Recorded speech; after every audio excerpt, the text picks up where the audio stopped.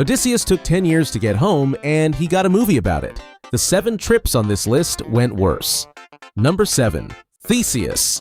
The man had just solved Crete's Minotaur problem, and the sail home was supposed to be the victory lap. There was one arrangement with his father. The ship left carrying black sails, and if Theseus came home alive, the crew would swap them for white ones. That was the whole system. One flag. The weather cooperated, the sea behaved, nothing attacked. As trips home go, this was the finest sailing on the list. And here's the part that makes it hurt. The trip was perfect. Theseus was so busy brooding over a girl he'd abandoned on an island that nobody remembered the sails. His father Aegeus stood on the Acropolis watching the horizon for an answer. The answer came over at black. He stepped off the edge. The Romans preferred the version where he stepped into the water instead, which is why, to this day, that water is called the Aegean. Theseus rode into the harbor a king, because his father was gone. A flawless voyage, sunk at the dock by one checkbox. Number 6. Menelaus. Troy fell, his wife was recovered, and the whole point of the war was sitting on his ship. Then a storm scattered the fleet, and Menelaus took the scenic route, Libya, Phoenicia, Cyprus, Egypt, for 8 years. To be fair, he shopped the entire time and came home embarrassingly rich, which is the most Menelaus thing imaginable. The real problem arrived at the end. 20 days stuck on a sand-speck island called Pharos, food running out, wind refusing to blow. Now, let's get to the ridiculous part. The only creature who knew the way home was Proteus, the old man of the sea, and gods do not answer questions voluntarily. The plan, and this is in Homer. Menelaus and 3 of his men hid on the beach sewn into fresh seal skins. No comment. When Proteus waddled up the sand to nap beside his actual seals, 4 of them stood up and grabbed him. He turned into a lion in their arms, then a serpent, then a leopard, then a boar, then rushing water, then a tree with opinions. They held on through every shape until the god gave up and read out the directions. Menelaus got home with treasure, a story, and the smell. Not the worst trip, just the longest way to ask for directions. Number 5. The Argonauts, Jason and the strongest crew ever put on one bench, rowing home with the Golden Fleece. These are the varsity heroes of Greek mythology. Orpheus, the man you will meet at number 3, was sitting on this bench, which is worth remembering because of what the sea did to them next. One enormous wave picked the Argo up, carried it over the coastline, and set it down in Libya. Not on the beach, in the desert. When they looked back, the water was simply gone. And here's what makes this one deranged. The map still says they were sailors. A 50-oar warship weighs more than anyone on board wanted to discuss. The Greeks never wrote down an exact figure, and honestly, neither would you. They lifted it, onto their shoulders, and they carried their own ship across the desert for 12 days. And the poem is very specific about this, 12 nights too. You're probably thinking, why not just leave the boat? Because the boat was the only way home. The desert ends, their legs were the argument. On day 12, they staggered into a lake and set the Argo down, and the ship, which had been carried the entire time, arrived without a scratch.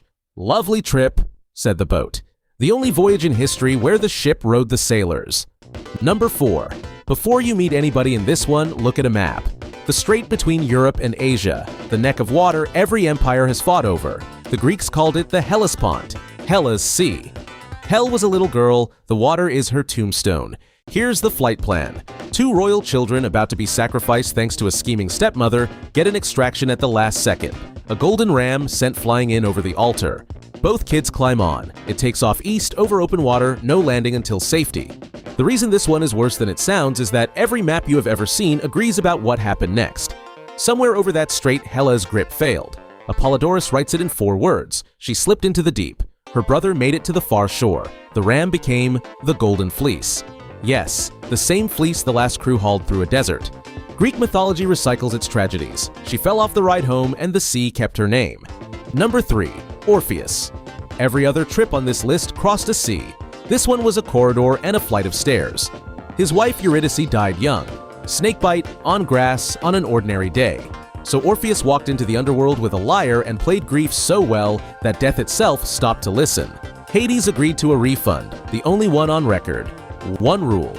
He walks out in front, she follows behind. He does not look back until they are both in the light. How hard is that? How do you fail a walk you can see the end of? This is where it gets worse than any shipwreck on this list, because he almost didn't. He climbed the whole corridor with her footsteps behind him. The light reached his face. He was out. And he turned around, one step too early. She was still inside the doorway. Ovid says she died the second time without one complaint. He was only guilty of loving her.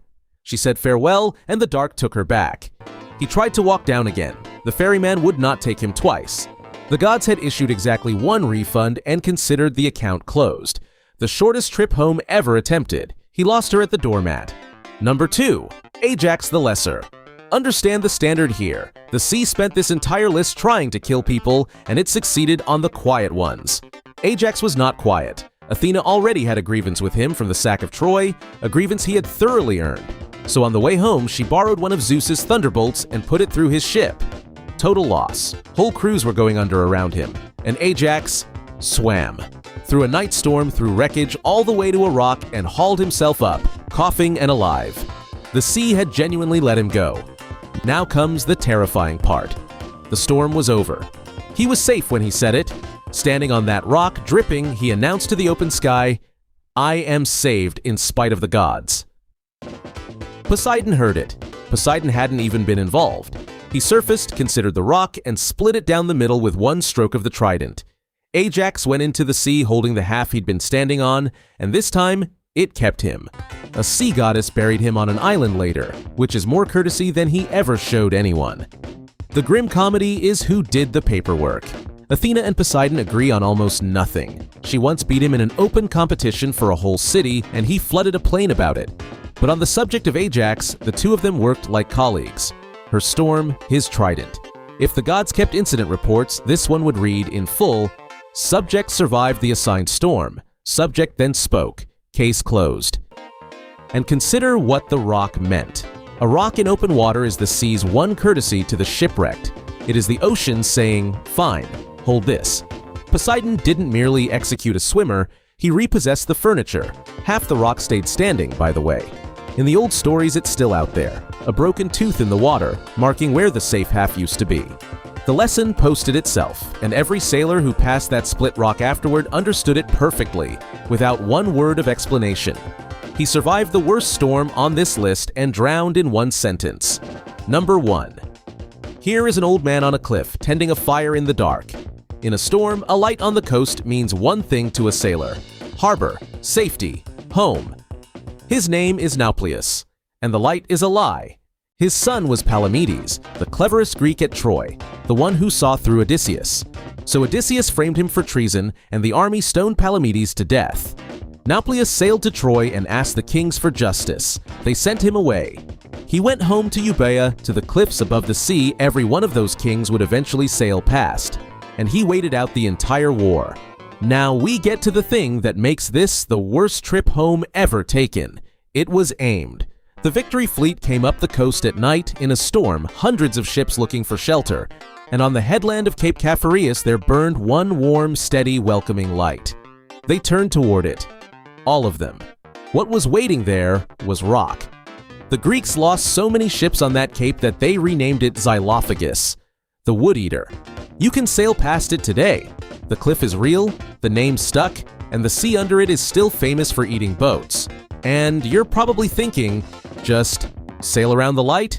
Sure, in daylight, in calm water, in a sea you trust. A false light doesn't chase anyone. It just waits for the exact moment you want to believe it. And in some tellings, Palamedes himself had invented the signal fire. His father turned the invention inside out.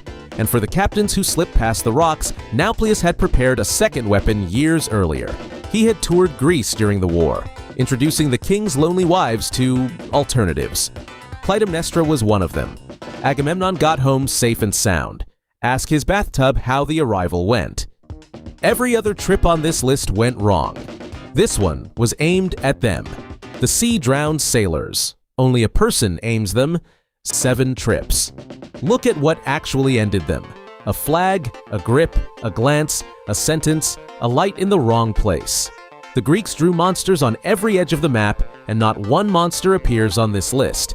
The things that end a journey home are small, and they are patient, and they were all human-sized. The monsters got the vase paintings. The checkbox got the king. Worth remembering, the next time you're almost